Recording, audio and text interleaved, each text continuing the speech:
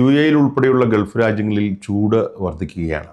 ഈ സാഹചര്യത്തിൽ UAE തൊഴിലാളികളുടെ താമസ സ്ഥലം സംബന്ധിച്ച ലേബർ ക്യാമ്പുകൾ സംബന്ധിച്ച നിബന്ധനകൾ പുറപ്പെടുവിച്ചിരിക്കുകയാണ് മാനവശേഷി മന്ത്രാലയം.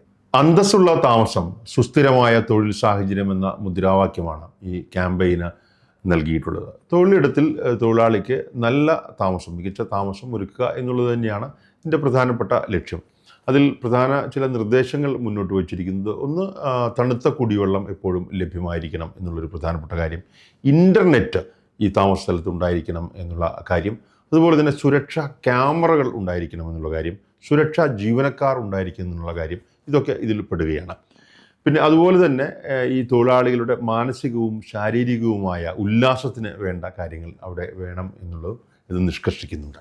ഇത്തരം തൊഴിലാളികളുടെ ഇടങ്ങൾ, ലേബർ ക്യാമ്പുകൾ മാനവശേഷി വിഭവ മന്ത്രാലയത്തിൽ രജിസ്റ്റർ ചെയ്യണം എന്നുള്ളത് വളരെ പ്രധാനപ്പെട്ട കാര്യമാണ്.